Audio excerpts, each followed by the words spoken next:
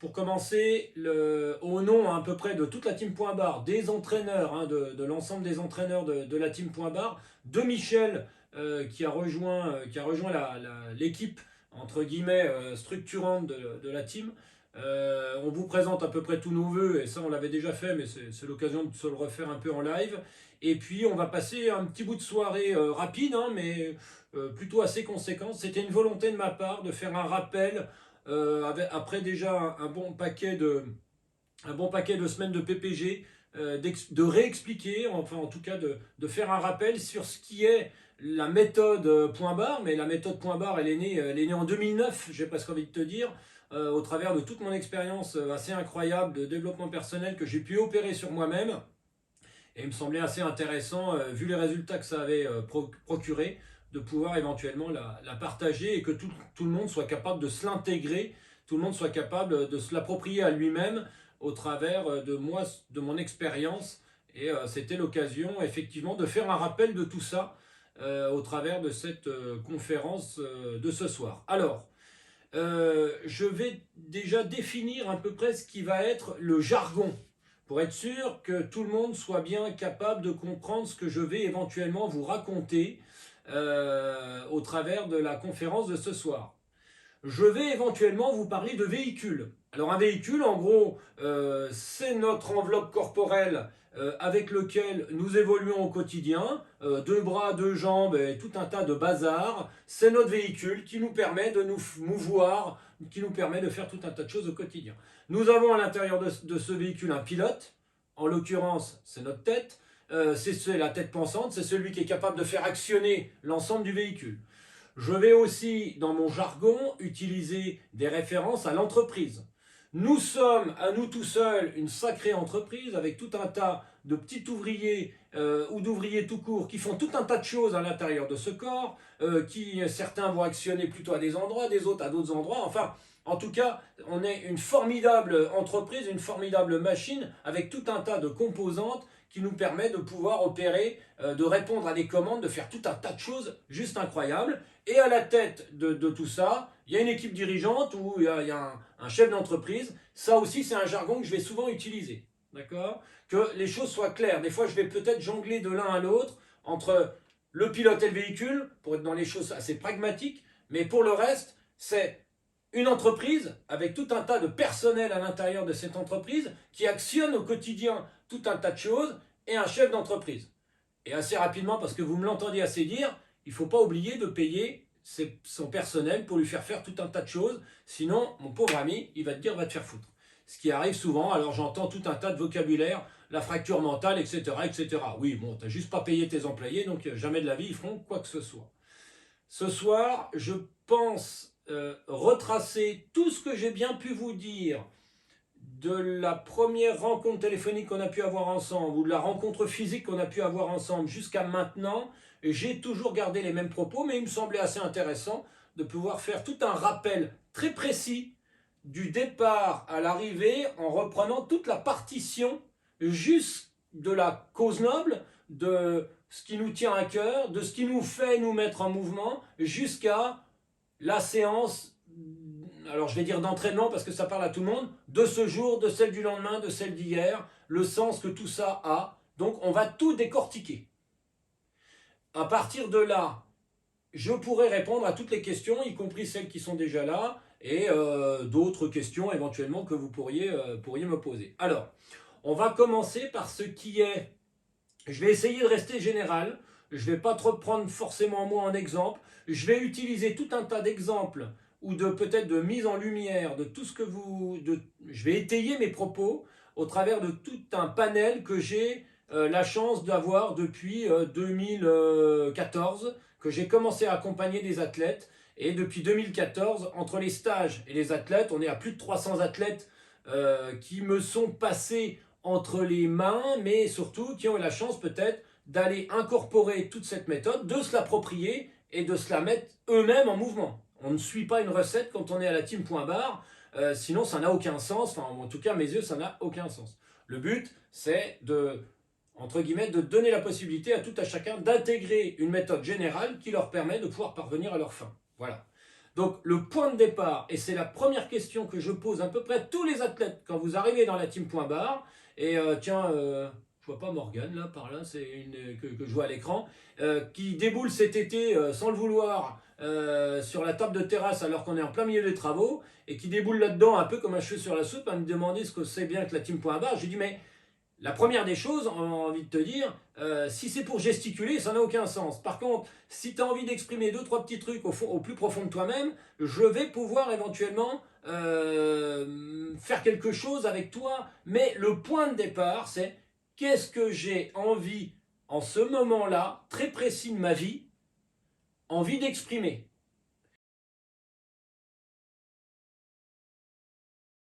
Alors, la fameuse cause noble personnelle, qui peut des fois intriguer, qui peut des fois, je vois bien qu'il y en a certains qui ne comprennent pas, ce n'est pas forcément quelque chose de très extraordinaire. Quand le matin vous vous levez en vacances et vous êtes à 1,5 km de la boulangerie, j'y vais en voiture, j'y vais à pied ou j'y vais en vélo. Et ben peut-être que là on va tout de suite avoir une cause noble. Oh bah si tous les cons comme moi prenaient la voiture pour aller au pain le matin, alors que je me suis levé le premier pour aller chercher les croissants pour revenir au gîte, ce serait pas terrible. C'est une cause noble. Ça veut dire que quelque part on a un argument qui nous fait prendre une décision. On a un argument très précis à ce moment-là de ma vie, et en l'occurrence, il est 6h30, je vois bien que tout le monde pionce dans ce gîte avec toute la famille, et moi je suis là en train de me demander si je prends la voiture. C'est complètement con d'aller à pied ou à vélo chercher le pain à 1,5 km, alors qu'il suffit de rentrer dans sa bagnole, de tourner la clé, d'y aller. Sauf que le type va te dire, ben non, moi je vais pas y aller en bagnole, parce que effectivement, si tout le monde y va en bagnole, ça va dégommer encore plus vite la planète. C'est un argument, mais c'est une cause noble. Et ça, il ne faut jamais l'oublier. Parce que sinon, pour la même demande, eh ben, le type, ça va très mal se passer. Parce que là, je vais forcément faire référence à un truc, la cause noble est le pognon et le budget que tu vas donner à tes employés pour qu'ils fassent des choses. Ne jamais oublier ça au quotidien. La cause noble est le budget que tu vas donner à tes employés au quotidien. Donc ça veut dire que selon le niveau de cause noble, tu vas avoir un niveau de budget différent. Je suis en vacances, je suis à 1,5 km de la boulangerie, je vais effectivement aller au pain, à pied ou en voiture. Oh bon, écoute, on est en vacances, c'est quand même à la cool, j'ai le temps devant moi, j'y vais en vélo, en plus ça descend pour revenir. Niveau de cause noble, il vaut ce qu'il vaut, mais le même type, au même moment, il flotte, il y a du vent, on est en Bretagne, la flotte à l'horizontale, ça caille à moitié. Est-ce que cette cause noble, ce budget, suffit à ce que les employés se mettent en route? Apparemment non, parce que le mec il dit, oh putain, non, merde, je suis en vacances, je me fais assez chier pendant toute l'année, finalement je rentre dans ma bagnole et j'y vais. Il n'y a pas de problème, c'est pas grave, c'est simplement que le mec n'a pas le budget pour mettre en route ses employés. Enfin, en tout cas, les employés lui ont envie de dire, va te faire foutre, quand tu auras le pognon pour nous payer à la hauteur de la contrainte que tu nous demandes, oui, effectivement, on va y aller. La cause noble, c'est ça. Est-ce que j'ai le pognon pour payer mes employés à faire les trucs? C'est ça la cause noble. Alors, quand on repart de sa cause noble, généralement, quand on se lance, alors là, on est en train de parler pour aller chercher le pain, c'est une petite cause noble. Est-ce que je monte l'escalier? Est-ce que je prends l'ascenseur? J'en sais rien. Si tu vois une belle blonde monter l'escalier, finalement, tu auras peut-être une cause noble qui va te permettre de dire que tu as pour le coup, tu vas peut-être monter l'escalier. C'est une cause noble. Mais il y a d'autres causes nobles très personnelles et beaucoup plus profondes, voire avec un niveau assez élevé de causes nobles, donc de budget, qui permet de faire des choses peut-être sacrément incroyables. Et en l'occurrence, quand on a au plus profond de soi-même une cause noble suffisamment importante, après on va choisir l'outil, enfin on va choisir la modalité, on va choisir les choses pour pouvoir le réaliser. Donc cette cause noble assez importante dans sa vie, alors des exemples, je peux t'en sortir autant que j'accompagne des athlètes, et je peux te dire que je ne connais pas un athlète de la team Point Barre qui réfléchit 5 minutes, ou auquel cas, même au bout de 6 mois, commence à se rendre compte que oui, il a envie d'exprimer au plus profond de lui-même tout un tas de choses, et que pour les exprimer, effectivement, il choisit l'outil trail. j'ai besoin dans ma vie professionnelle, dans ma vie personnelle, d'avoir des espaces réservés qu'à moi et de m'exprimer que moi et que je ne sois plus là sous contrainte d'une réunion parent-professeur, de rouler à 45 km/h, de dire oui à mon patron, de dire oui à ci, de dire oui à ça, de respecter tout ce qu'on me dit, j'ai besoin d'avoir un espace vital, moi, mère de famille, etc., qui suis pris dans des mille trucs, et je cadre quelque chose qui me permet de pouvoir avoir mon espace personnel qui va se limiter entre 5 et 10 heures par semaine, mais quand on voit 7 fois 24, ça laisse pas beaucoup, mais ce moment-là, je le veux dédié à moi et j'utilise l'outil le plus facile que j'ai sous la main. Et en l'occurrence, avoir une paire de baskets qui traîne à droite à gauche en partant de la maison ou au cul de ma bagnole, ça ira bien. Ok, voilà l'outil qu'elle utilise pour cette cause noble.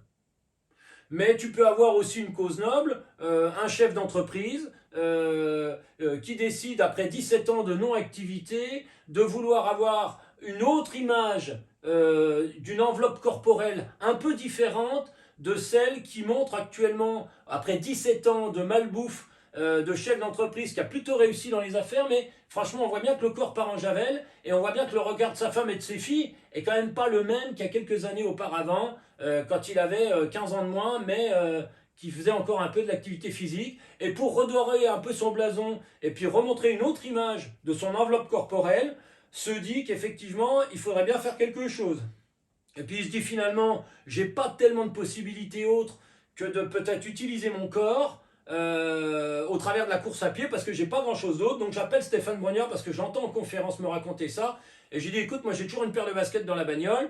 Et mais par contre, je vais devoir trouver, je dois redorer le blason physique au devant ma famille. Ça me tient vraiment à cœur parce que ça me pèse.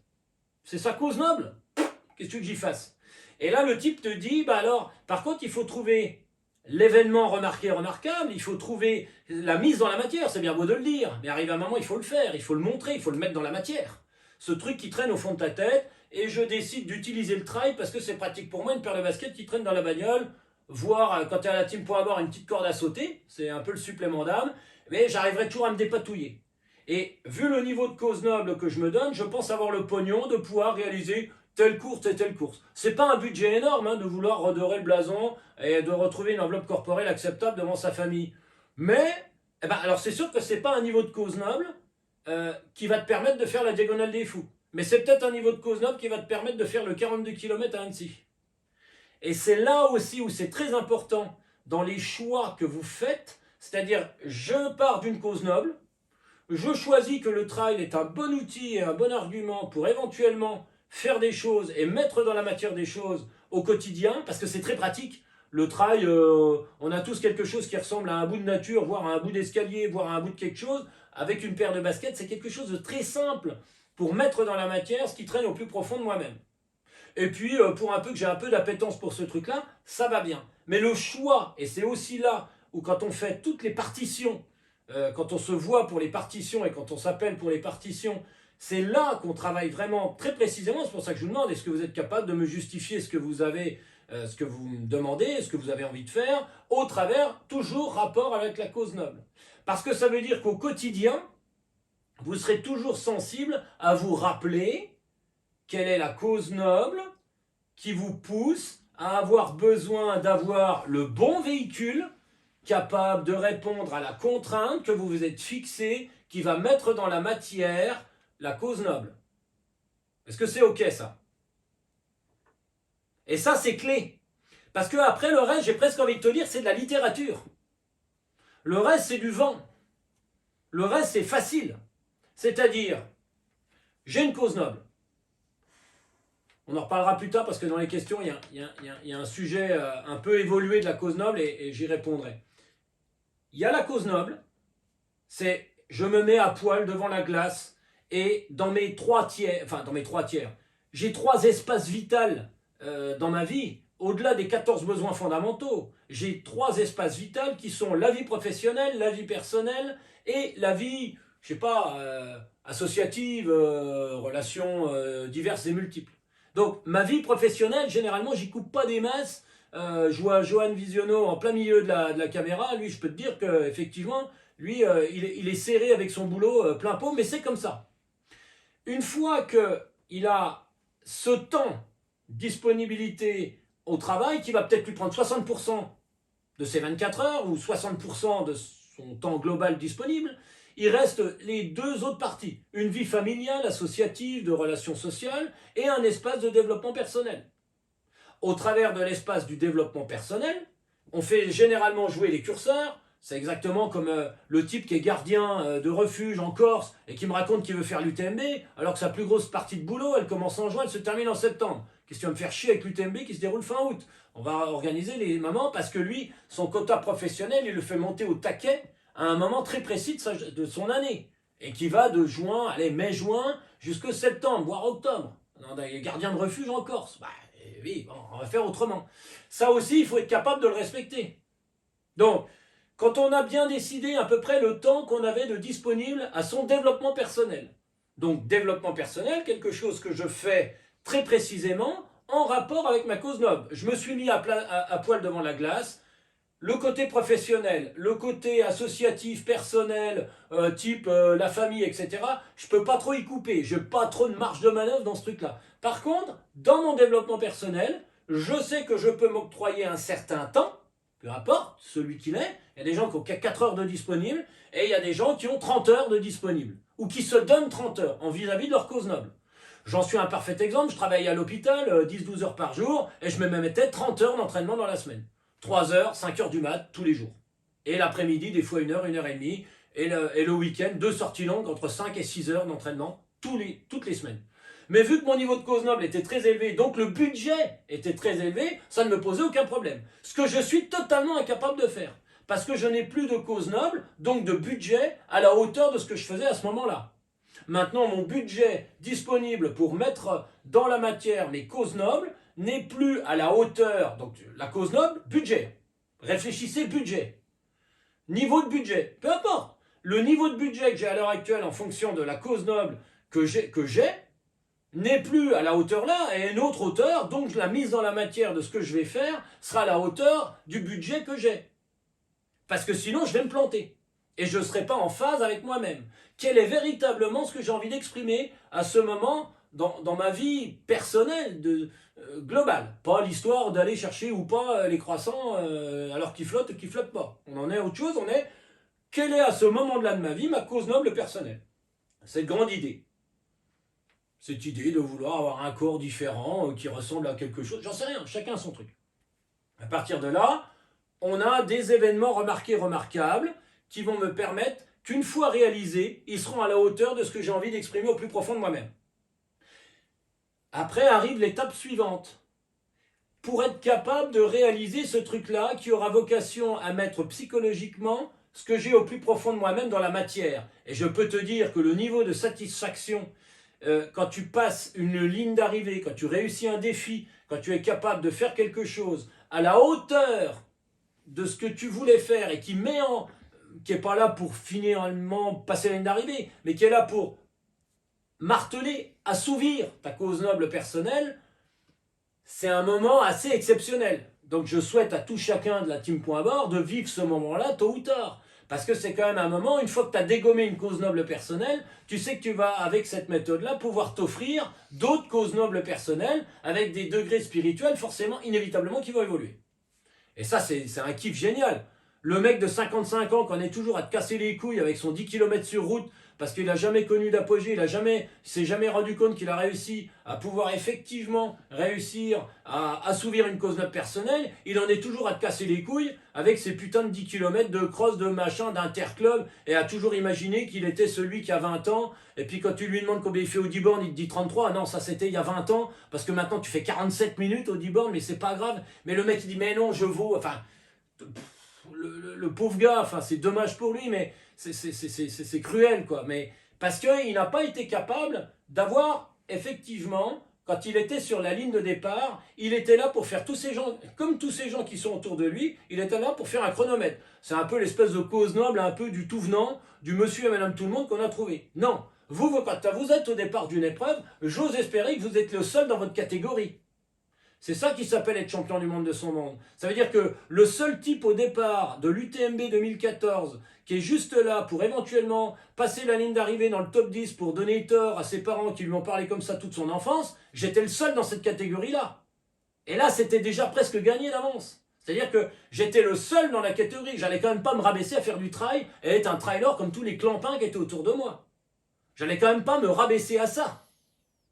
Mais non, je laisse ça aux tout venants, ça les occupe, quoi. Ça leur sert, ça fait vendre du papier, ça fait vendre Endurance Mag, ça occupe les gens, ça les occupe jusqu'à la retraite. Bon, ça les occupera un peu plus longtemps, apparemment maintenant. Ça les occupe. Ça les occupe, ils parlent de temps, de machin, ils se réfèrent aux autres. Ils savent toujours pas qui ils sont nés, ils n'ont pas trop envie de savoir qui ils sont parce que ça leur ferait presque peur. Non, ne soyez pas des trailers. Soyez des types qui sont là pour assouvir une cause noble personnelle au travers de la mise en la matière de ce que vous allez faire sur le terrain, au travers de défis perso, de chronomètres incroyables, de top 3 à l'UTMB, ou de simplement passer la ligne d'arrivée dans les barrières horaires de la Diag, ou tout simplement faire 15 km sur route de la course de mon village. J'en ai rien à foutre. C'est quelque part, vous ne serez pas là pour faire de la course à pied, de la gesticulation, on s'en fout. Non, donnez une lettre de noblesse à ce que vous allez faire au travers de, quand je réalise ce truc-là, j'ai la capacité de dire que je mets dans la matière quelque chose qui me tient vraiment à cœur et je le fais parler. Ce 15 km ou ce top 3 à la Diagonale des Fous ou ce que vous voulez. Ça, c'est vraiment important. Ça, c'est clé. Mais s'en rappeler au quotidien. Toujours bien se rappeler au quotidien que oui, j'ai une cause noble, oui, je veux réaliser des événements remarquables, que quand je suis au départ, je suis le seul à être dans cette catégorie-là. Les autres gesticulent à faire du trail parce qu'ils n'ont rien d'autre à se mettre sous la dent. Je ne vais pas me rabaisser à ça. Moi, j'ai un projet de vie. Et il n'y a que moi qui peux prendre en main ma propre vie. Donc, je mets en place toute une démarche pour que ce truc-là ne soit pas une espèce de moutonnage, quoi. Non, je suis le seul dans ma catégorie. Et je serai forcément vainqueur si je sais mettre tout en place, toute cette démarche. Par contre, pour réaliser, une fois que ce lien très direct est fait entre la cause noble et les événements remarquables, il est très important aussi de savoir, de faire un état des lieux. Quel est le véhicule très précis que j'ai besoin d'avoir pour réaliser cette mise dans la matière de quelque chose qui me tient à cœur au plus profond de moi-même? Ça fait 15 ans que je ne peux pas faire de sport parce que mon mari m'empêche et trouve que c'est complètement crétin d'aller faire du sport. Je ferais mieux de m'occuper correctement de ma famille et de mes enfants, de tout mettre en place pour qu'il n'y ait pas de problème quand ils sortent de l'école, etc., etc. Et tu as à t'occuper de rien, je ramène 12 000 balles par mois à la maison. Et puis arrange-toi pour que quand on ramène des amis, on ait vraiment l'impression d'avoir un environnement incroyable où on en met plein la gueule à nos amis, d'autant plus que j'aimerais bien passer les élections du coup d'après. Oui, mais écoute chérie, j'aimerais bien avoir un espace personnel. Et j'aimerais bien, pourquoi pas, j'ai vu qu'il y a un petit club de course à pied, puis en plus il court dans les bois. Et écoute, tu vas quand même pas te rabaisser à faire ces merdes et tout ça. J'arrive à me dépatouiller de cette situation et je désire, éventuellement, pour marquer le coup de ce type qui m'a un peu opprimé, sans le vouloir ou en le voulant, mais enfin, à m'opprimer pendant 15 ans, à lui montrer qu'il avait totalement tort, de trouver complètement crétin, que j'aille faire un peu d'activité physique, etc., et que je sorte de la maison, je décide de faire le 90 km du trail de la Vallée des Lacs à Gérardmer.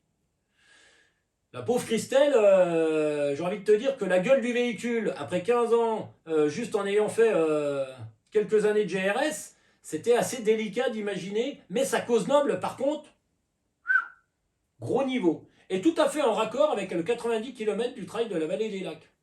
Et à partir de là, on a fait un état des lieux très précis. Quel est le véhicule que tu as actuellement entre les pattes? Une petite 4L, une petite Clio, une petite Twingo, je ne sais pas comment on dit, quand on est en 2023. Bref, une petite bagnole. Par contre, je peux te dire qu'il faut faire le 90 km du trail de la Vallée des Lacs. Ça va être solide. Donc à partir de là, il a fallu mettre en place tout un protocole qui lui permette d'avoir le bon véhicule capable de pouvoir faire le 90 km du trail de la Vallée des Lacs. Le véhicule pour faire 90 km au trail de la Vallée des Lacs, juste passer la ligne d'arrivée, hein, parce que le véhicule pour faire top 3, c'est encore un autre véhicule. Pour faire le véhicule juste arriver dans les barrières horaires, ce qui lui suffisait amplement pour mettre dans la matière ce qu'elle avait comme cause noble, et bien là, il a fallu faire un état des lieux très précis. Et à partir de l'état des lieux, on a dit, bah voilà où tu en es, voilà ce que tu dois être. Qu'est-ce qu'on fait maintenant? Et ben je lui dis, écoute, la seule manière, et c'est là que j'en arrive à la fameuse phrase, ne l'oubliez jamais, l'entraînement n'a jamais fait progresser. L'entraînement n'a jamais fait progresser. C'est pas parce qu'on est capable d'assumer un tableau Excel de 4, 5, 6, 7, 8 séances par semaine que l'on peut dire que l'on va progresser. Jamais de la vie.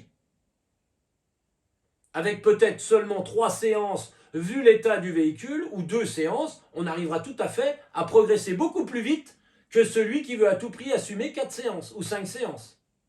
Vu que pour être capable de faire d'un pauvre véhicule Twingo à Subaru capable de faire le 90 km de Gérardmer, on ne peut pas aller chez le mécanicien qui mette des coups de marteau et qui prenne une chèvre et qui mette un autre moteur. C'est pas comme ça que ça marche.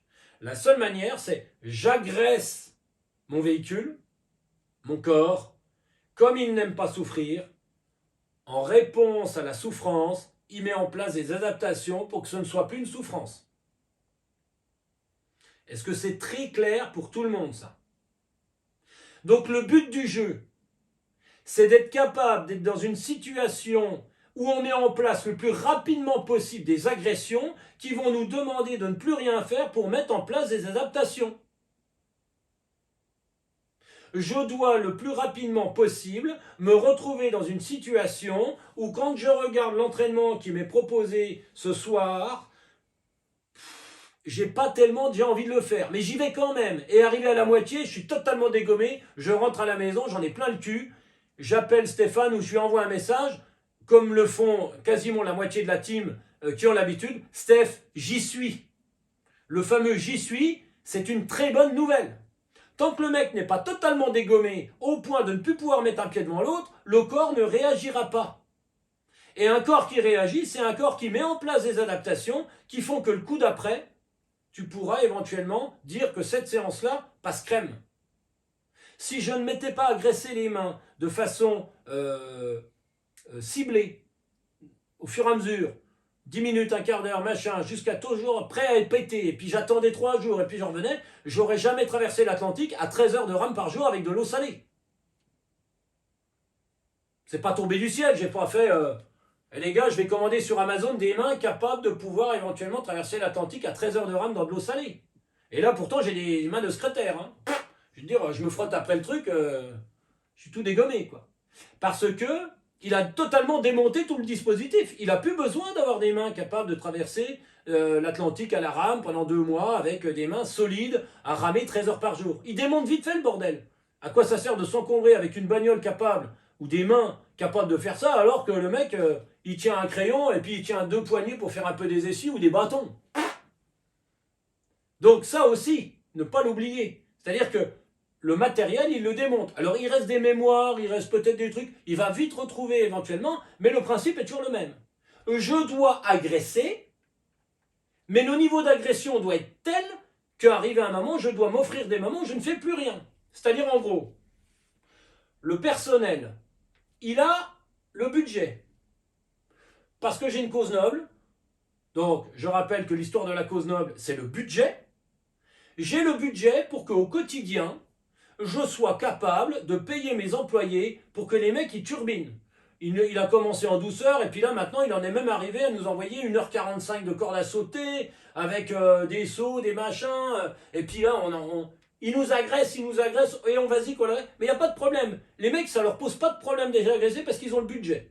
Parce que tu as la cause noble qui te revient tout le temps. C'est-à-dire que même s'ils commencent à flancher, tu leur rappelles que, hé les gars, n'oubliez pas que j'ai le budget et que je vous paye. Ah oui, merde, parce que des fois, les mecs, ils l'oublient un peu. Parce que, attention, hein, les ouvriers du corps humain, pire syndicalistes CGT qui existent sur Terre. Tous ceux qui font grève aujourd'hui, c'est des Mickey à côté des employés du corps humain. Plus feignants et syndicalistes, mais il n'y a pas pire que le corps humain. Il faut les graisser, il faut les payer, ces mecs-là. Et donc, nous, tu t'en fous, tu leur rappelles de temps en temps, il y a le budget, il n'y a pas de problème. Tu as la cause noble, tu sais exactement quel véhicule tu as besoin d'avoir. Donc au quotidien, quand tu vas l'agresser, il n'y a pas de souci. Parce que le mec, il va être très content d'être agressé. Le type va être content d'être agressé parce que, arrivé à un moment, tu sais que quand il est totalement dégommé, tu t'offres un moment pendant 4 jours. On commence toujours 4 jours.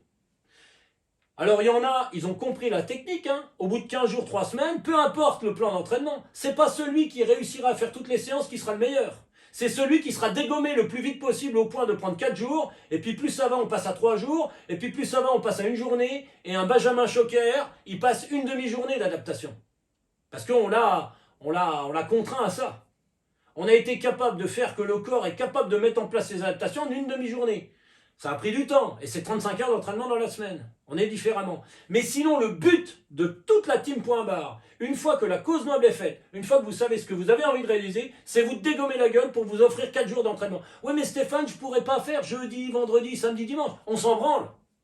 Sonia Poutrel, elle est là, Sonia, non? Elle est pas là, Sonia? Sonia, cette semaine, j'ai dit, putain, Sonia, moi j'ai un vrai problème avec toi. Tu m'as toujours pas appelé pour me dire que t'étais dégommé. Parce que le corps, il se met juste en autoprotection pour être capable d'assumer demain, après-demain, après-demain. Bah oui, mais tu m'as mis ça, je dois le faire. Non, je veux que tu m'appelles, que tu me dis, je ne peux plus mettre un pied devant l'autre. Tant que vous n'êtes pas totalement dégommé, il ne se passe rien. Et c'est pas parce que tu auras fait tout bien. J'en ai rien à foutre des tout bien. Les tout bien, ça m'insupporte. J'ai tout bien fait ce que tu m'as dit, j'ai fait toutes les séances tout bien. Et ok, et tu peux t'entraîner comme ça 60 heures par semaine. Tu peux faire un marathon par jour comme ça. Il ne se passera jamais rien. Il ne se passera jamais rien. Foutez-vous sur la gueule au point de ne plus mettre un pied devant l'autre et de m'appeler Steph, j'y suis. Super, 4 jours. Bah oui, mais demain, on s'en branle que demain. J'aurais bien fait la séance mixte demain, et puis on s'en branle. Mais je m'en branle. Pendant 4 jours, tu fais rien. C'est une excellente nouvelle de ne plus pouvoir mettre un pied devant l'autre. Une excellente nouvelle. Arrêtez de me dire, j'ai tout bien fait ce qu'on m'a dit. Ça me fait chier, moi. Non. Dégommez-vous la gueule au point de m'appeler et de me dire, Steph, bon, j'y suis quand même allé, mais je peux te dire qu'au bout de 20 minutes, je suis rentré à la baraque, j'ai pris une douche, terminé bonsoir, il n'y a plus de son, plus de lumière, j'en peux plus, j'en ai plein le cul, ça me casse les couilles. Très bonne nouvelle. 4 jours. Et puis le coup d'après, 4 jours. Et puis après, quand va arriver la saison, eh ben Maxime Coallier, qui vient d'arrêter parce qu'il est totalement autonome dans la team, je pense à Spag aussi, il n'est pas là Spag? Non. Spag, Maxime Coallier, quand ils ont compris la technique là l'année dernière pour aller à l'UTMB, l'autre pour aller à la TDS, qu'ils ont vraiment marché fort, Joseph, il est là Joseph? Joseph aussi, il sait très bien comment ça marche. En une semaine et demie, toutes les semaines et demie, un Joseph, un Spag ou un Maxime Coallier m'appelait. Ils avaient bien compris la technique. Je leur en mettais des choses très précises. Je peux te dire que toutes les semaines et demie, quand ils ont compris la technique, ils m'appelaient, ils me disent Steph, j'y suis. Ok, 3 jours. Ok, 2 jours. Et Spag, sur le dernier mois avant l'UTMB, il arrivait à se dégommer la gueule, à être totalement au cul au bout d'une semaine et demie, et on prenait 2 jours. Même si le lendemain c'était une sortie longue, même si c'était une séance clé, on s'en fout. C'était 2-3 jours, stop. Reste chez toi, va au cinéma, occupe-toi de ta famille. Parce que qu'est-ce qui se passe pendant ce moment-là? Le corps, les chefs d'équipe vont voir le patron et lui ont dit écoutez patron, vu le niveau d'intensité, il n'y a pas de problème, vous payez bien vos employés, il n'y a pas de souci, c'est génial. Par contre, là, le niveau de nos machines, et il y en a plein des machines, le cœur, les poumons, les muscles, les genoux, les artères, les machins, il y a un sacré bordel là-dedans. Il y a un sacré, il y a plein de secteurs, c'est une multinationale. Et il lui dit écoutez, il a un problème là. Il y a 2-3 secteurs, on a vraiment besoin de mettre d'autres machines. Je veux dire, avec le niveau d'intensité, le niveau de force, le niveau de tout ce que vous nous demandez, les machines vont péter, quoi. C'est plus possible. On doit mettre d'autres machines. Par contre, pendant que le personnel est en train de faire tout un tas de bordel pour faire tourner les machines là, il faut qu'on bloque.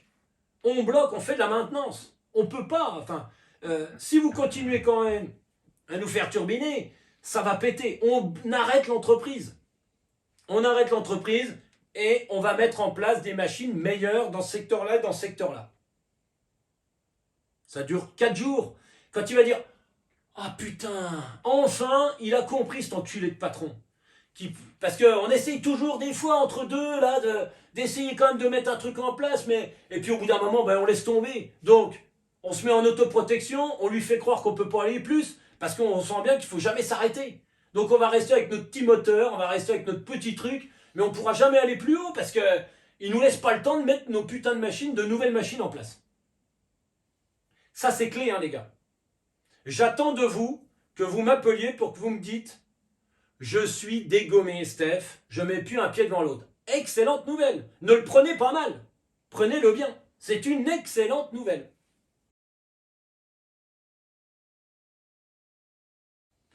Sinon, ce qui se passe, parce que ça aussi, deux choses sur les blessures. J'en profite pour parler blessures. On ne se blesse jamais par hasard. Toutes les semaines, j'en ai un qui m'appelle pour quoi que ce soit. On ne se blesse jamais par hasard. On ne se blesse jamais par hasard. Une blessure est un secteur de l'entreprise qui sabote l'outil de travail parce qu'ils sont ou mal payés ou pas respectés. On ne se blesse jamais par hasard.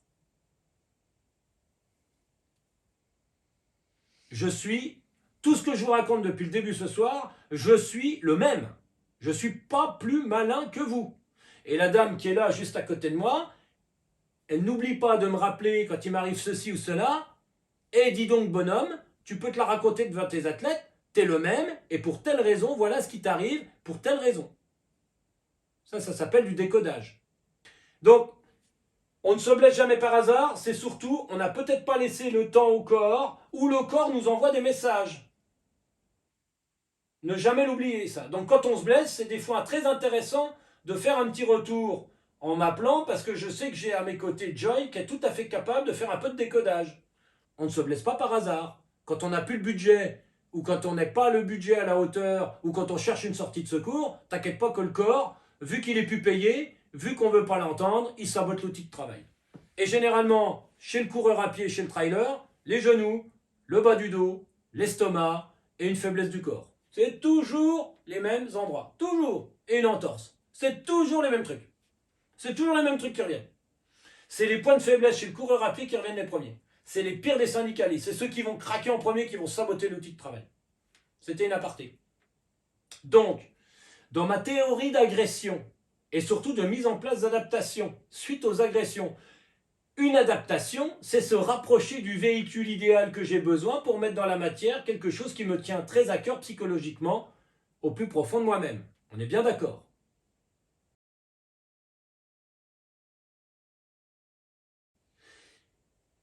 La période se déroule en plusieurs temps. Il s'avère que nous, dans nos pays occidentaux et même finalement en Nouvelle-Calédonie, mais en gros, c'est toujours à peu près la même chose. On profite de l'hiver pour faire de la préparation physique générale. La préparation physique générale, c'est une agression plutôt globale du corps, qui soit à peu près la même pour le bikepacker, le trailer, le mec qui fait du marché-vol, le mec qui décide de traverser la Loire en kayak, enfin bref, peu importe. Tout type d'athlète dans la team Point Barre, il me semble qu'on va faire un bon Pajero capable de répondre à toutes les épreuves. Il va prendre un peu de poids d'ailleurs, parce qu'il va se muscler l'ensemble du corps, mais on fait vraiment une agression globale pour être sûr d'avoir un corps qui ne va pas se démantibuler. Je veux être sûr d'avoir des corps qui tiennent la route. Je veux être sûr des corps qui tiennent la route au premier virage, mais surtout, je veux être sûr d'avoir des corps, quand on va rentrer dans le spécifique, ça veut dire qu'on va utiliser que 10% de tout son capital à la course à pied, par exemple, arrivé au mois de mars. Je veux être sûr d'avoir un corps dans sa globalité renforcée, au point de pouvoir sacrément soutenir l'ensemble du secteur de l'entreprise qui va beaucoup plus bosser arrivé au printemps et l'été. C'est véritablement une volonté de ma part. Ça a fait ses preuves. Vous pouvez demander à peu près aux anciens, je ne pense pas qu'il y en ait beaucoup qui disent, qui sont mécontents d'avoir bouffé autant de PPG et de cordes à sauter pendant tout l'hiver, au point d'avoir la capacité de dire que quand ils sortent de l'hiver, ils se sentent solides, voire même au quotidien. Et je peux te dire qu'il y a assez peu de gens qui ne sont pas mécontents au quotidien de se sentir solides dans leur vie quotidienne. Et ça, l'hiver est fait pour ça. Petit changement sur mes positions, parce que c'est aussi vous qui me faites évoluer depuis tant d'années. Il est vraiment, je pense que maintenant, enfin c'est même sûr que cette année, je vais changer un peu ma position, c'est-à-dire qu'après les objectifs principaux et les mises dans la matière de causes nobles qui ont lieu vers mai-juin, eh ben, la reprise se fera maintenant par de la PPG. Je pense que ça me semblerait beaucoup plus intelligent que assez rapidement repartir vers du vélo, retrouver de la disponibilité mentale et physique, commencer à retrouver du budget pour la suite, pour repayer ses employés pour qu'ils se remettent en route. Je pense que je vais recommencer par de la PPG. Ce que j'aurais jamais voulu faire il y a encore quelques années, mais ça me semble important. Et je pense que c'est beaucoup plus ludique. Et là, les employés, ils le font allègrement. Donc je vais reprendre maintenant par de la PPG quand vous aurez passé vos objectifs principaux. Donc, toute cette période hivernale réservée à avoir un corps solide dans sa globalité. Et après, on va vers de la PPS, préparation physique spécifique. Donc ça veut dire qu'à partir de là, on va véritablement actionner, et d'ailleurs vous commencez à le sentir, on y remet un peu plus de course à pied, enfin, etc., pour aller effectivement vers un début de saison. Le but du début de saison, j'ai besoin de savoir, vous avez besoin de savoir où en est votre véhicule. Dans quel état est mon véhicule? Parce que finalement, j'ai travaillé un véhicule dans sa globalité, je commence effectivement à aller vers le sport qui m'incombe et la mise dans la matière. Donc la stratégie est plutôt bonne, mais je ne sais pas trop où en est mon véhicule. Les fameuses courses de mars, trail de Roufac, 20 bornes, un petit... Bref, peu importe. J'ai besoin, entre guillemets, voir les premières courses un peu plus longues pour aller vers les mises dans la matière du mois de mai ou du mois de juin. Le but aussi, c'est d'aller faire de la merde pour éviter de le faire le jour de l'objectif. J'ai besoin de savoir j'ai besoin de savoir où en est mon véhicule. Et quand je sais où en est mon véhicule, je sais exactement ce que je vais avoir besoin de travailler. C'est là où intervient la préparation mentale dans les premières courses. Le véhicule prend la route du 25 km de Roufac. Le pilote est dans la voiture, et vas-y que la voiture est partie.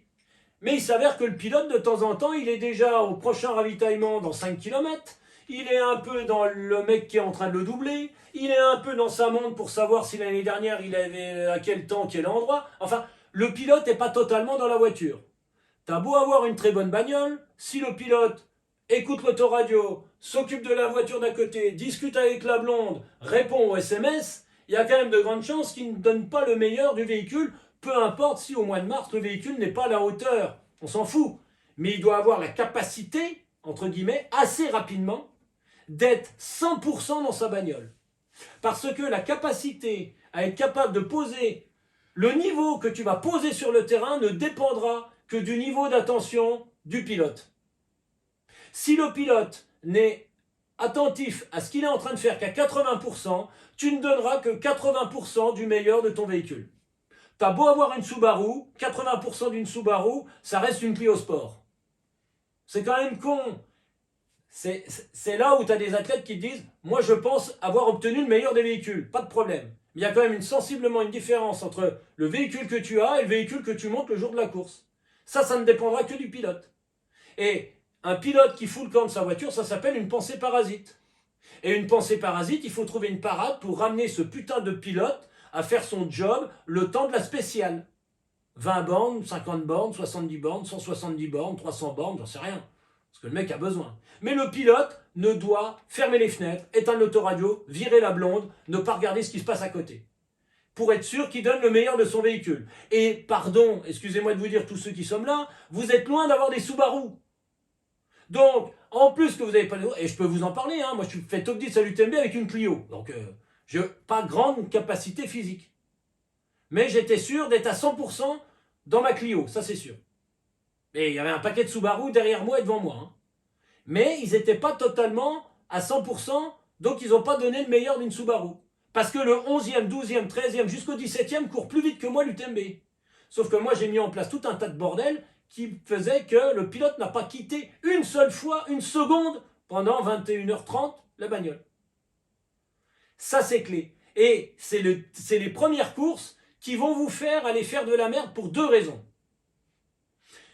Quand vous êtes sur une course avec un pilote qui ne quitte pas sa bagnole, c'est un pilote que quand il passe la ligne d'arrivée de la spéciale, a les capacités très précises de dire à ses mécaniciens, entraîneurs, assistants, podologues, famille, entourage, j'en sais rien, peu importe, ce qui a merdé.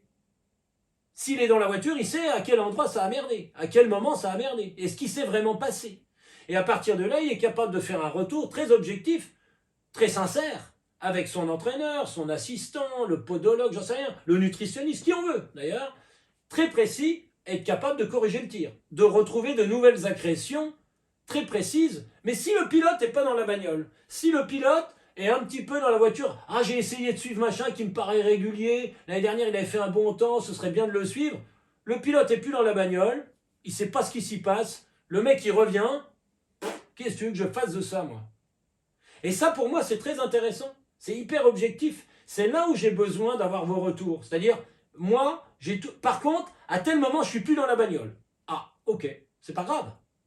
Mais il faut le savoir. Là, j'étais plus dans la bagnole. Franchement, les 5 derniers kilomètres, j'étais plus dans la bagnole. Ok, qu'est-ce qu'on met en place pour que tu restes dans la bagnole?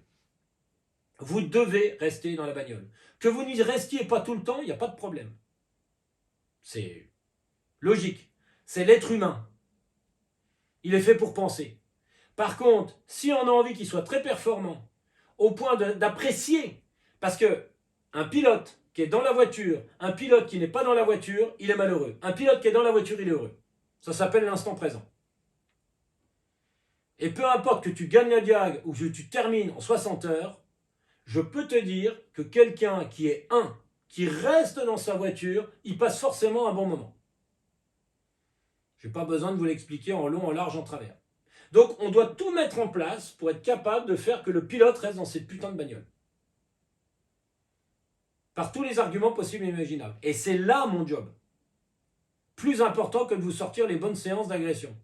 Ça, à la limite, ça découle tout seul parce que quand les courses vont arriver, on va facilement trouver les agressions parce que, en fur et à mesure de vos retours, on va voir où ça merde. Et à partir de là, on va dire, bah voilà, c'est là qu'il faut agresser. Parce qu'on est loin du compte pour le véhicule que j'ai besoin d'avoir au mois de mai, au mois de juin, pour avoir le bon véhicule qui me permettra d'assumer mes causes nobles personnelles. Donc, là, il y a un manquement. Ok, comment on fait pour que ça, ce ne soit plus un manquement? On va agresser comme ça. Ok. On en revient à l'histoire de la cause noble. Je vois bien que, effectivement, des fois, ça peut vous poser un problème, cette histoire de cause noble. Alors, l'histoire de comment exprimer ce qu'on a au plus profond de soi.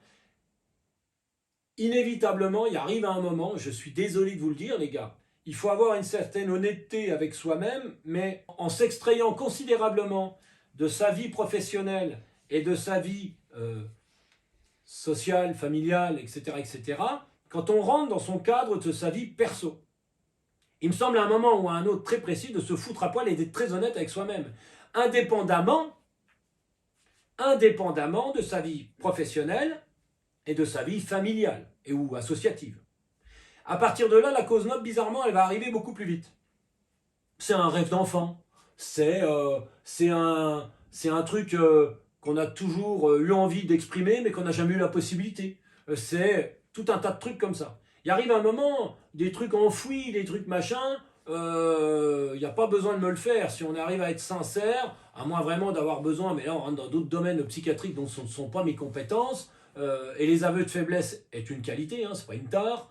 Là il faut aller vers d'autres secteurs, mais sinon, ça me semble important d'avoir cette capacité de se mettre à poil. Et c'est là où effectivement vous allez trouver beaucoup d'intérêt à avoir la capacité d'expliquer au sein même de votre famille, au sein même de votre boulot, le pourquoi vous faites ça. Pourquoi tu fais ça? Alors, le pourquoi tu fais ça, en gros, vous êtes juste en train, quand moi je vous demande pourquoi vous faites ça, vous êtes juste en train de m'expliquer quel est le niveau de votre budget. C'est quoi ton budget? Et la première des personnes qui a besoin de savoir c'est quoi le budget, c'est ta compagne, c'est ton épouse, c'est ton mari, c'est ton collègue de travail, c'est tout ça. Et ça, ces gens-là, que tu ailles faire de la course à pied à 20h ou à 20h30, ils le prendront toujours mal. Ils ne comprendront jamais. Et ils ont bien raison. C'est totalement crétin, débile, au plus haut point, que d'avoir envie à 20h30, après une journée de merde au boulot, d'aller courir. À moins d'être totalement taré. Enfin, en tout cas, c'est comme ça que ta compagne, c'est comme ça que ton conjoint, c'est comme ça que ton collègue de travail, ton patron, va le comprendre. Sauf si tu lui expliques que tu n'es pas un gesticulateur de base, que tu es là pour agresser ton corps, qui va lui permettre de mettre en place des adaptations parce que tu n'aimes pas souffrir comme tout à chacun sur Terre, qui va te permettre d'avoir le bon véhicule pour réaliser telle chose qui te permettra d'assouvir une cause noble personnelle. Une fois que tu as expliqué ça à ta femme, à ton mari, à ton conjoint, à ton patron, à ton collègue de travail, bizarrement, les choses deviennent beaucoup plus fluides. C'est plus facile de s'entraîner parce qu'on est capable de l'exprimer aux autres. Et plus facilement, bizarrement, c'est assez souvent à ses enfants, à son conjoint, sa conjointe, son frère, enfin, les gens avec qui tu vis, ses colocs, etc., etc. Quand on est capable de leur expliquer ça, et pas de leur dire « Ah, faut que je m'entraîne hein. C'est un gogol, c'est un hamster, c'est un débile de sportif. » Mais ils ont bien raison de penser ça. C'est complètement crétin. Ça n'a aucune hauteur spirituelle, c'est débile.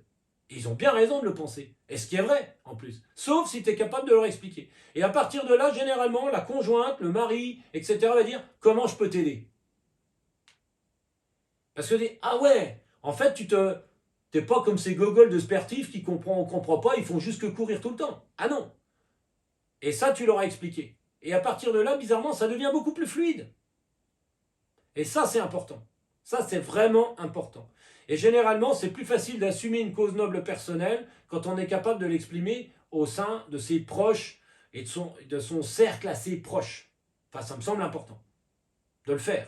Mais d'expliquer la méthode, d'expliquer la démarche. Pas dire, je fais du trail, je cours. Enfin, bof, quoi. Non.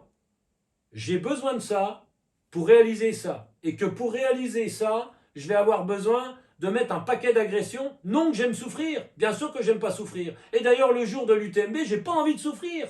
Et tu as bien raison. C'est normal. Par contre, j'aurais tout mis en place à coup d'agression, adaptation pour réussir l'UTMB avec le bon véhicule.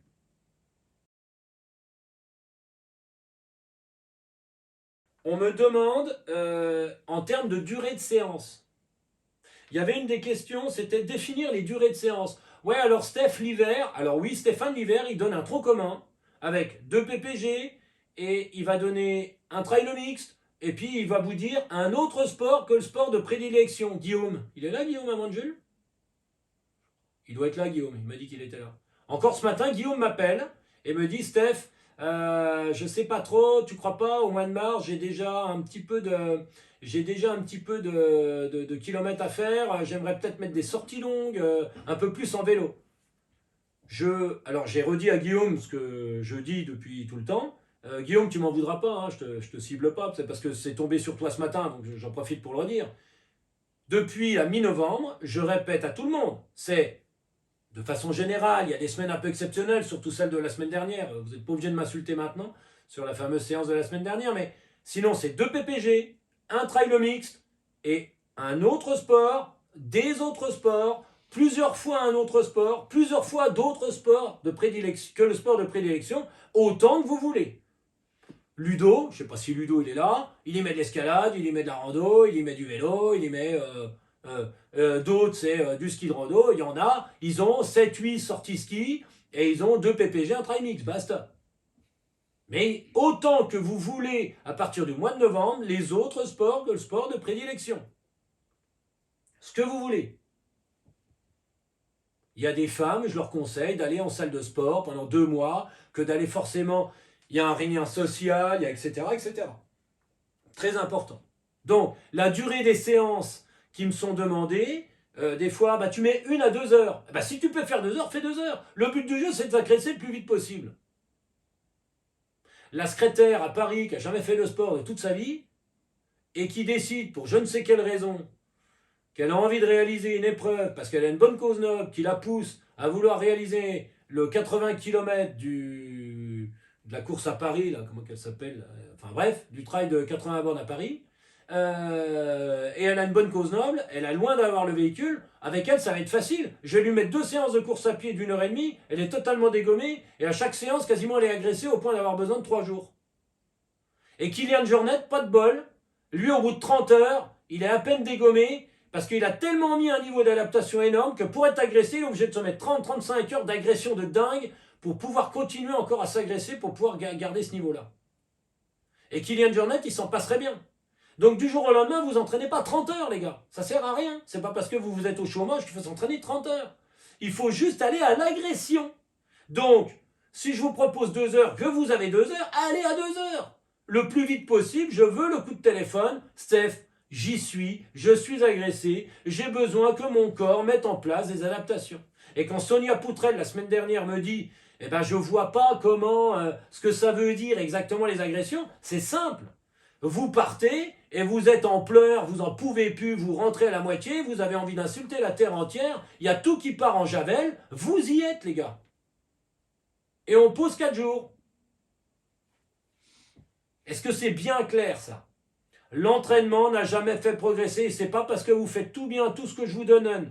Parce que cette année, j'ai été un peu plus loin dans le délire. Je voulais à tout prix proposer, notamment pour l'hiver, quelque chose de général, avec des routines, des bonus, 2 séances PPG, une séance de course à pied en plus, pour être sûr que tout le monde puisse trouver chaussure à son pied au travers de tout ça. J'ai pas trop de temps, mais bon, le 10 minutes tous les jours, eh ben voilà, je ferai qu'une séance de PPG, le 10 minutes tous les jours, et la trail mix, je peux pas faire plus. Bon, ok. Mais tout le monde trouvera, prenez au maximum, en fonction de vos disponibilités de développement personnel, parce que il y a du professionnel, il y a du familial, et puis il s'avère que le boulot prend plus de place que prévu, et ben parce que le curseur boulot va monter, et ben la semaine là ce sera que 2 fois. Ludo Fantino, je sais pas, Ludo il est pas là parce qu'ils sont au lit à cette heure-ci, mais Ludo Fantino, et ben il a des semaines de dingue, ben je lui dis mais non, agresse-toi à fond que 2 fois, et ben du coup tu seras bien content les autres jours de la semaine que tu es en boulot plein pot en Nouvelle-Calédonie. Eh ben, ce sera pas mal de mettre en place des adaptations. Comment il s'appelle? Mathieu. Mathieu Aliotti, je sais pas s'il est là, Mathieu, maintenant il est au boulot. Mathieu Aliotti de Montpellier qui s'occupe du journal là-bas. Eh ben, lui, il travaille 4 jours, il a 3 jours de récup. Eh ben, on le dégomme à mort pendant 4 jours. Et puis après, bah, on lui met pas grand-chose parce que du coup, il met en place ses adaptations. Agressez-vous au point d'avoir besoin de mettre en place des adaptations. Donc la durée, max, si vous pouvez. La pression interne. Quand vous me demandez ce qu'est la pression interne, quand tu fais un footing pieds nus sur la pelouse du stade de foot, tranquillou bilou, est-ce que tu n'as pas l'impression que l'étau autour de la poitrine est assez faible, même autour de tout ton corps? Vous la voyez cette pression là sur le corps? Elle est assez faible, hein. Et puis pour un peu éventuellement que la gamine à côté soit pas mal, on va encore lui montrer que il y a zéro pression sur le corps. Hein. Fier comme Artaban. Un 800 mètres à bloc sur la piste, bizarrement la pression elle est sensiblement plus importante. Ça parle à tout le monde ça ou pas? On est ok là-dessus. Donc, la pression interne et ce niveau de pression sur le corps, sur la tête, sur tout l'ensemble du corps que vous êtes capable d'avoir.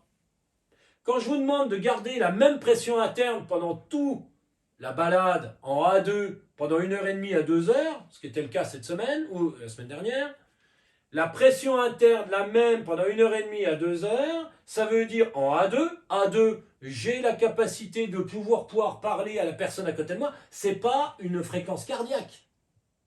Je m'en branle, moi, de la fréquence cardiaque. C'est avoir la capacité de toujours maintenir une conversation avec quelqu'un qui sera à côté de moi. Et je peux te dire que je connais des endroits, 0,5 km/h, tu es tout juste en A2. Et puis, à des endroits, bah, tu vas être à 13-14 à l'heure en A2. Et la pression interne, elle sera toujours la même. Tu dois garder la pression autour de ton corps. Donc, ça veut dire que peut-être qu'en montée, les foulées, elles vont faire 20 cm. Et qu'en descente, pour avoir cette même pression interne en A2, elles vont être de 1,50 m. La pression interne, c'est ça, les gars. C'est ce niveau de pression sur le corps, entre un 800 mètres à bloc et un footing tranquillou-bilou sur la pelouse. On voit bien qu'il y a des pressions autour de la cage thoracique, sensiblement, c'est là que ça se passe, qui est différente. Ok? Garder la même pression interne, c'est un art. Ah bah là, le pilote, il ne peut pas foutre le camp. Et l'intérêt de cette séance-là, c'est de vous faire garder le pilote là. Tout comme la fameuse séance, il y a quelques semaines en arrière, 15 jours, quand je vous demande de reprendre un aspect de votre course, et que là j'ai des athlètes, ah oui alors moi j'habite en Bretagne et la course est en montagne, je m'en branle. C'est simplement de trouver un élément qui me permettra de dire que vous avez lien avec votre course. À quelle heure commence ta course? À 9h du soir, ok. Va faire rien qu'un footing d'1 heure en A2, parce que t'as pas autre chose tu peux pas faire mieux, à 9h du soir. Ça veut dire que pendant ta séance, tu as un lien avec cette fameuse course qui sera l'assouvissement de ta cause noble personnelle. Il y a un lien. Ça veut dire que tu comprennes rapidement aussi que bientôt, il va falloir vraiment que chaque séance ait la capacité non d'être simplement une séance, mais que cette séance d'aujourd'hui, avec 1h45 de corde à sauter, et puis X fois saut, 18, 19, 20, bref, n'importe, est un lien avec le fait de réussir, comme Pierre Locuti il a envie pour faire l'apogée de sa carrière, en trail, de finir Beldon. Et c'est remettre du budget à ses employés au quotidien.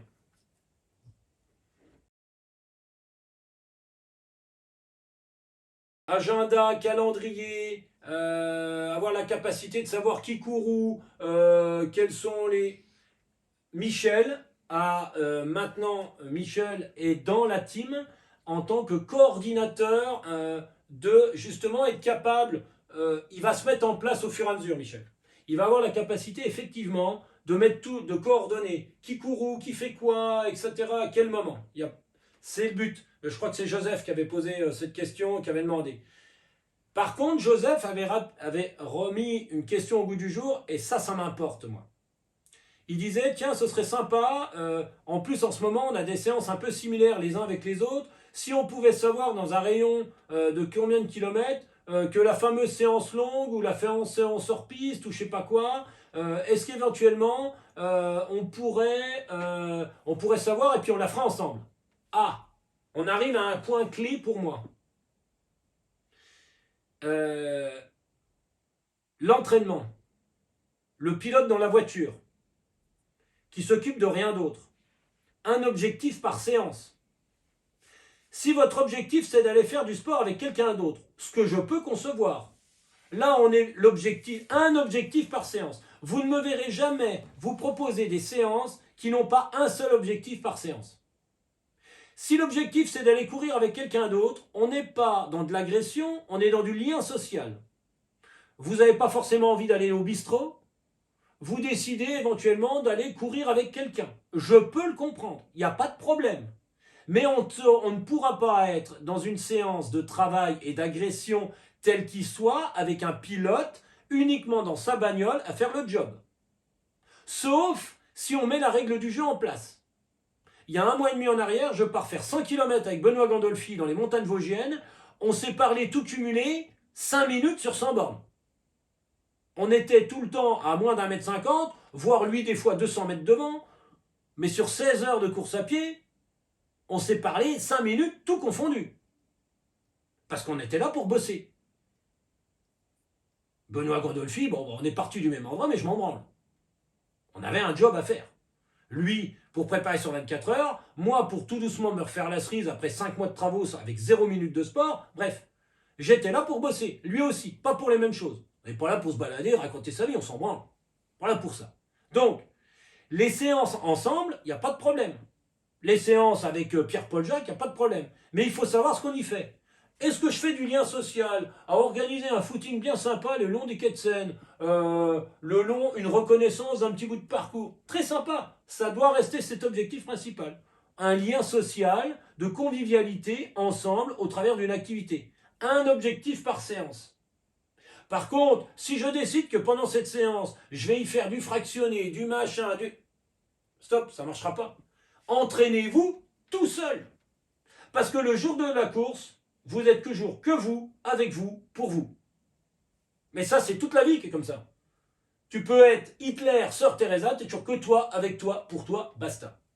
Tu peux avoir tous les amis du monde, tu peux avoir tous les ennemis du monde, tu n'es que toi, avec toi, pour toi, en travers de tes démarches qui te permettent d'assumer tes causes nobles personnelles. Donc, les entraînements de savoir est-ce qu'on pourrait pas éventuellement mutualiser une sortie longue ensemble, il n'y a pas de problème. Une balade ensemble, Joseph vient faire des entraînements avec moi, on crée des rassemblements, Benoît en a créé un il n'y a pas longtemps. La règle du jeu que Benoît a donnée dès le départ, elle était claire. Hein. C'est comme si on était chacun dans son petit monde à vous, et il a vite créé l'ambiance pour que, effectivement, parce qu'il sait comment ça marche, il sait comment ça doit faire, pour que chacun, c'est comme si tout le monde était tout seul. Joseph, je ne sais pas si Joseph, il affirmera parce qu'il était là, je pense qu'il sera tout à fait capable de dire les choses parce qu'il était présent. Donc, les fameux entraînements avec OK, mais on met la règle du jeu. Écoutez les gars, en plus on est tous les deux dans la team point barre, Stéphane nous a donné tel type d'entraînement. OK, on y va, vous avez l'objectif de la séance, on y fait quoi? On y fait la convivialité ou on fait les consignes qui nous sont demandées et on fait chacun notre soupe?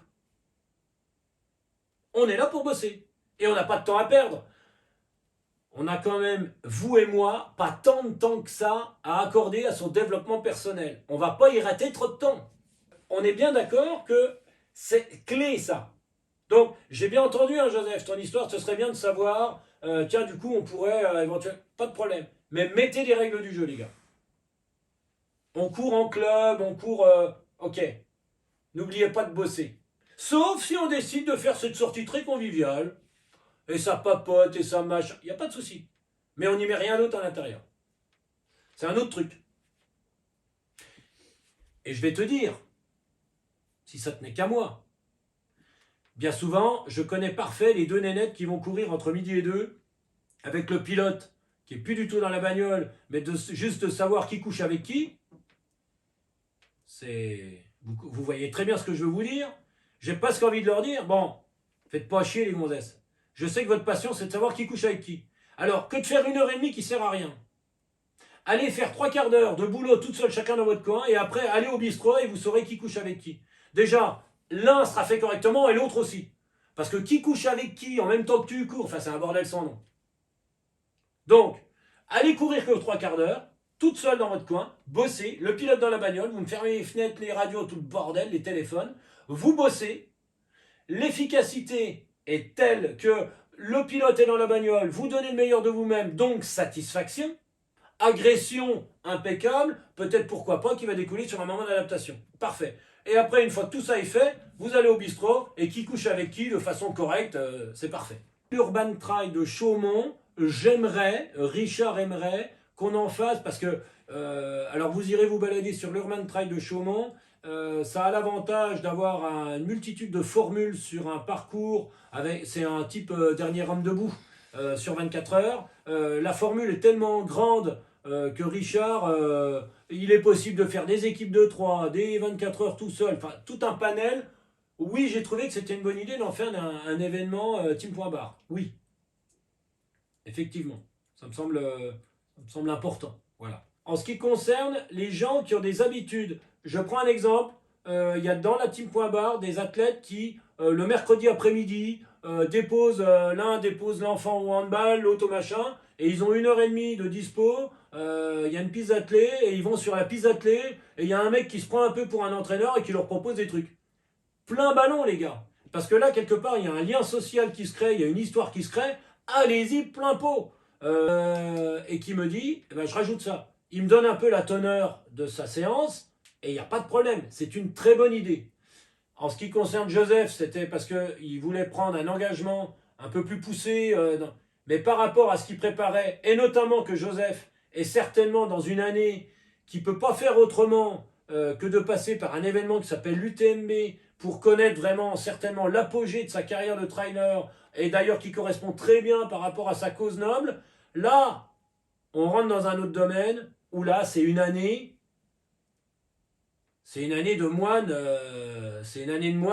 au fond de la grotte.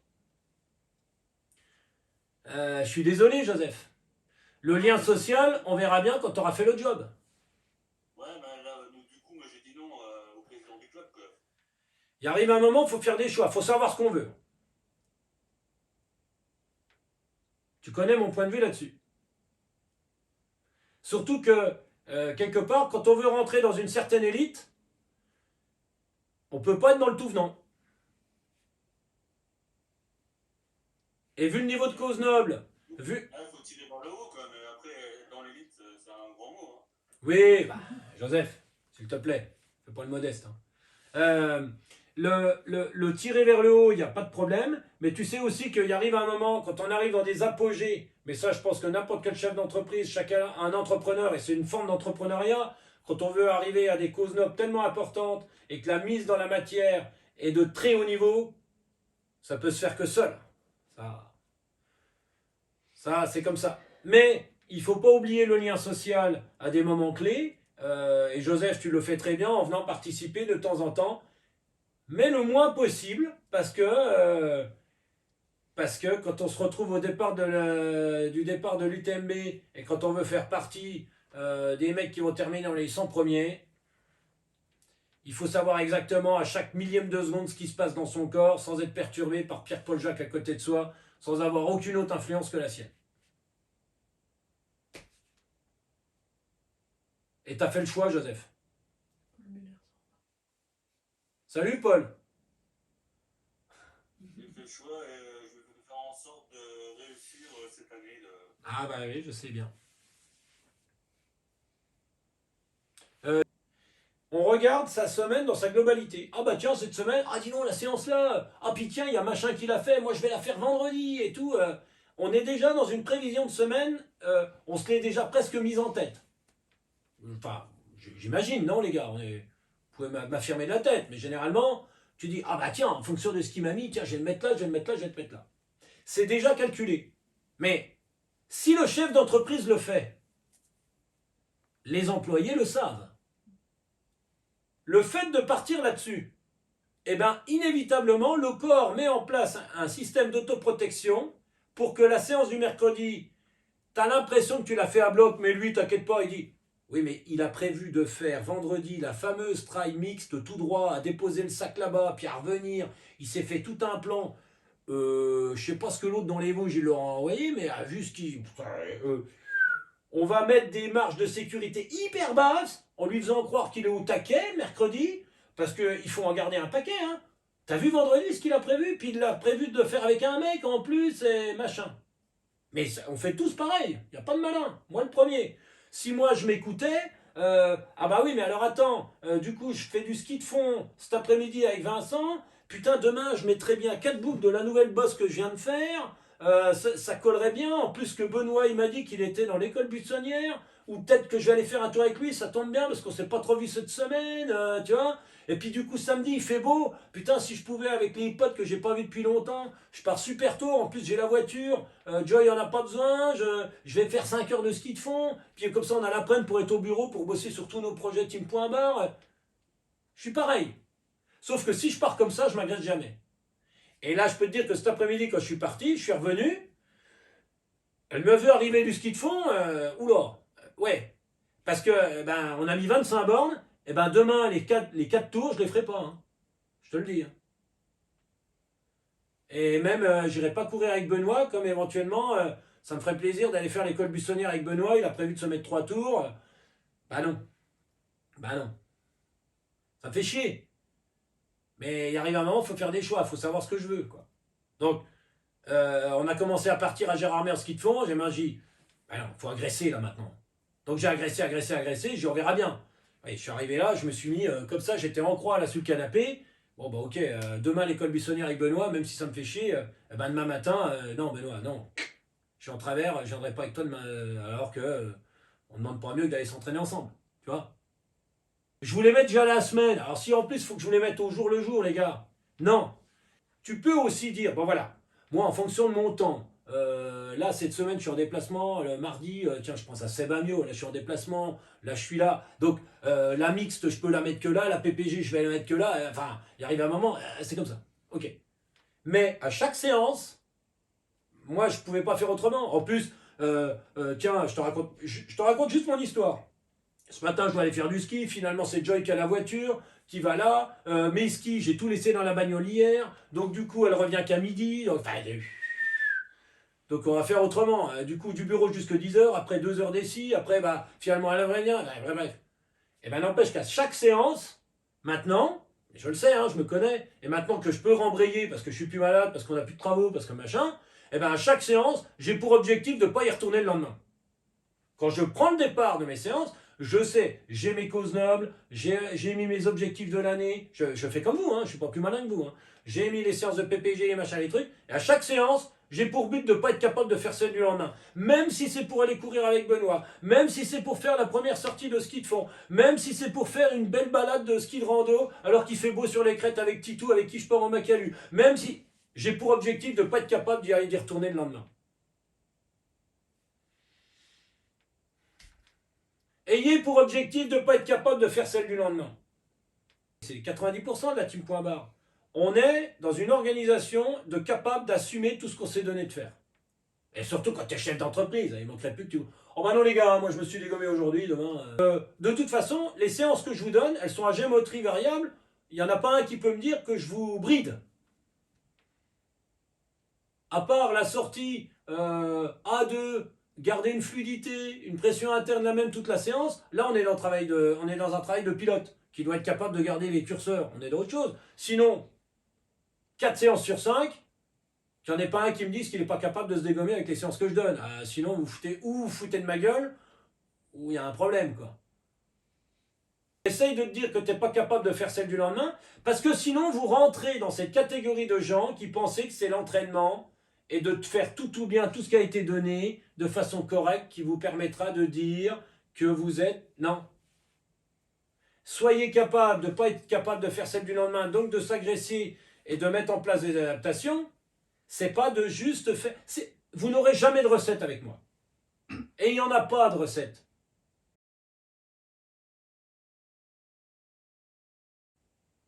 Est-ce que le bi-quotidien, le matin et consacré l'après-midi, ça permet de se mettre un peu plus...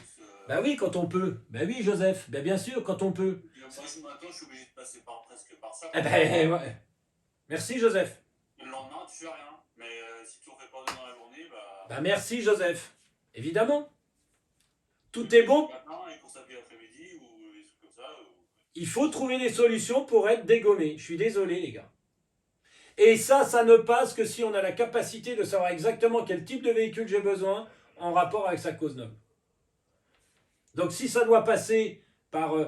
moi, je me rappelle que la première fois que j'ai réussi à le faire et à comprendre ce principe-là, je m'entraînais... En 2009, j'ai bien compris qu'il fallait faire autrement. Moi, je m'entraînais avec les plans d'entraînement d'Endurance Mag et puis j'attendais qu'éventuellement, si je faisais tout bien ce qui était écrit dans la recette, je devrais être bon. Et si j'étais pas bon, moi, je me disais, c'est que j'ai pas fait assez correctement la méthode qui m'était proposée. C'est pour ça que je suis pas bon. Mais non, j'avais rien compris. C'était tout l'inverse qu'il fallait faire. Tout ce que je viens de vous raconter. Et donc, quand je suis parti dans autre chose, il y a un jour, j'ai été capable, on doit être en 2010-2011, je mets 1h30 tour du Camber, plus monter à la Roche d'Anozel, plus un tour au-dessus à bloc, et le soir, je remets exactement la même séance. Je suis arrivé, saigné du nez, un malaise, tout le bordel. Ah ouais, enfin, ça y est, j'y suis. Eh ouais, mais... Alors, je sais qu'on va rentrer dans des domaines qui sont difficiles à expliquer, mais un athlète à 10 jours du départ du TMB, s'il n'est pas capable d'être incapable de courir 5 km, qui fait pas un minimum un malaise, qui saigne du nez toute la journée, tout le bordel, il n'y a pas de surcompensation qui se mette en place, il ne fera jamais top 10, je te le dis. Ils sont tout beaux sur la ligne de départ, il n'y a pas de souci. 10 jours avant, je peux te dire comment que c'est, les mecs qui font top 10 à l'UTMB. Attends. Et alors, c'est ça se dégommer.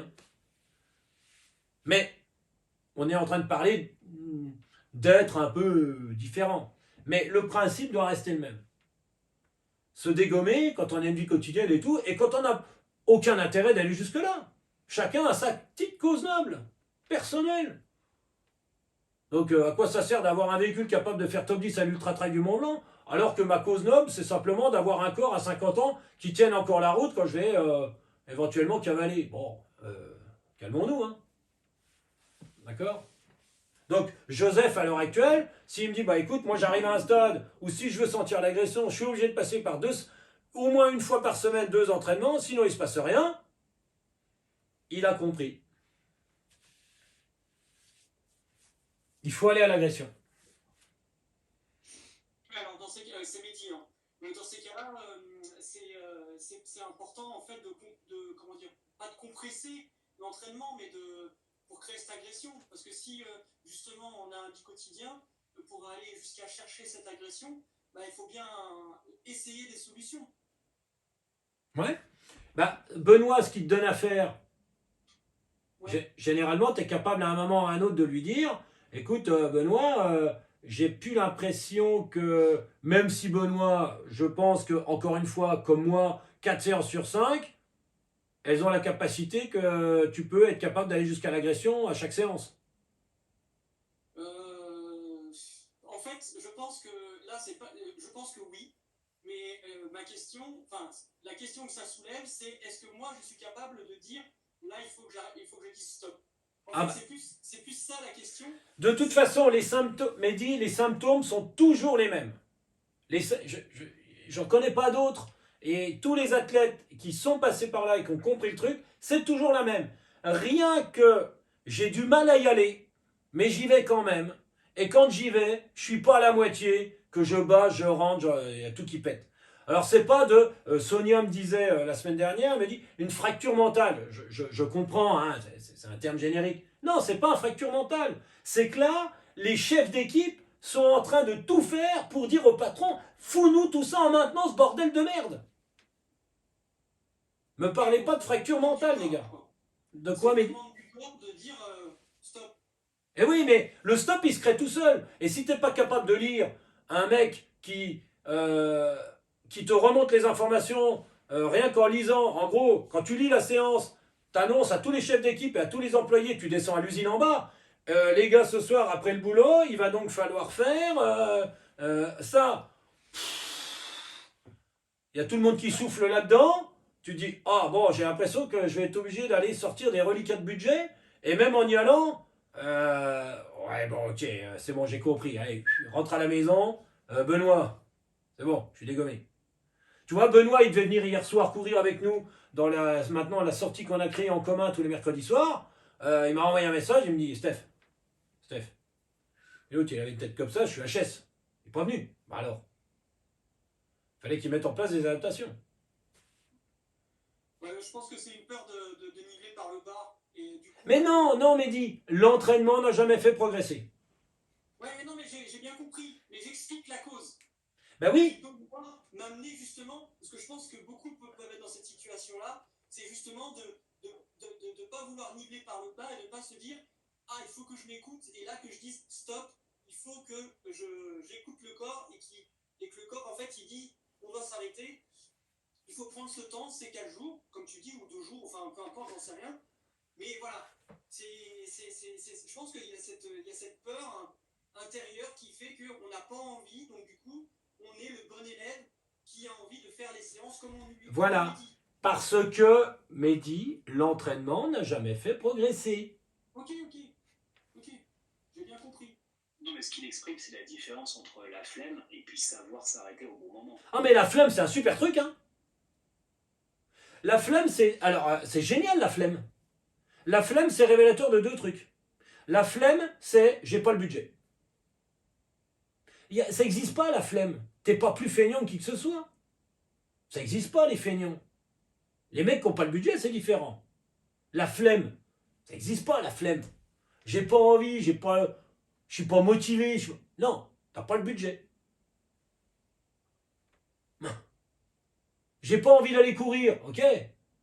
Excuse-moi de te dire que tu es en train de te balader et puis il y a quelqu'un qui te pique ton sac à main. Bizarrement, mais tu vas courir pendant 10 minutes pour le récupérer dans le souk à Marrakech en courant comme un détalé.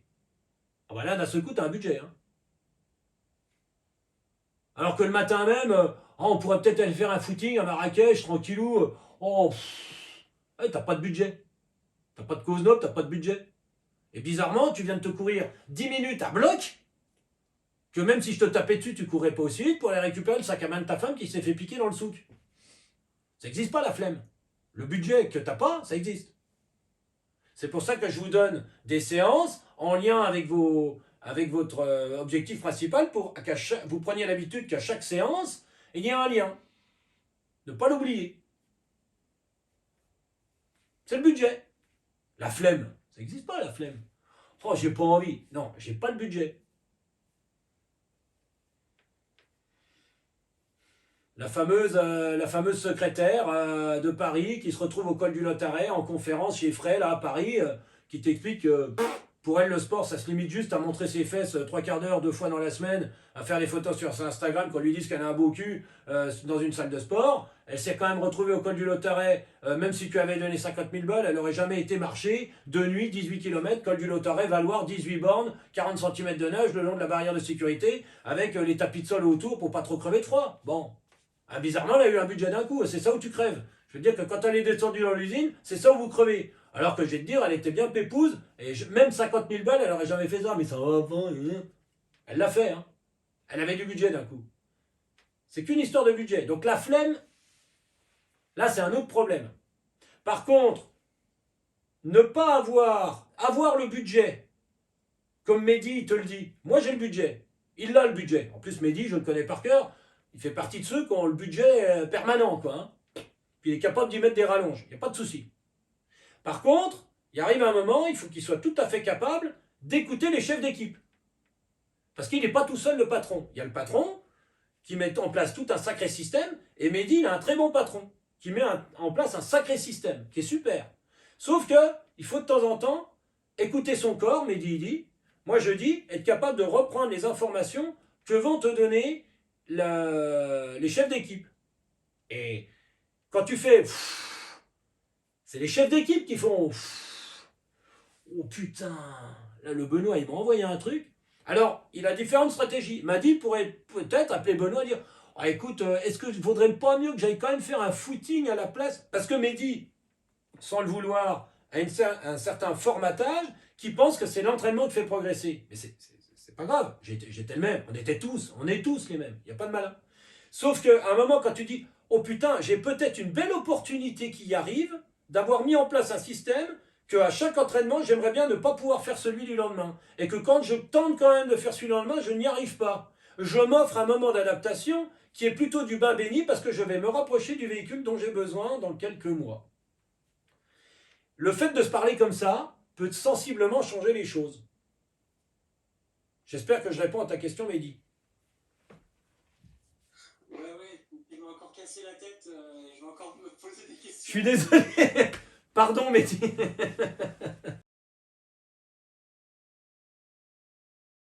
La team Point Barre, elle a une évolution assez particulière. C'est-à-dire que moi, j'ai commencé ça en 2015. En 2015, et ben finalement, c'était quelques athlètes, 5-6, qui pouvaient participer parce que j'organisais beaucoup de stages de trail dans les Vosges, qui pouvaient venir juste en payant l'hébergement parce qu'ils étaient athlètes de la team. Et puis après, on a créé un stage VIP. Et puis après, on a même créé des événements. Et puis maintenant, il y a des entraîneurs qui sont rentrés dans la team parce que ce sont d'anciens athlètes qui connaissent très bien la méthode parfaitement au point d'être capables de pouvoir l'expliquer. C'est eux qui ont d'ailleurs maintenant, qui vont organiser différents stages.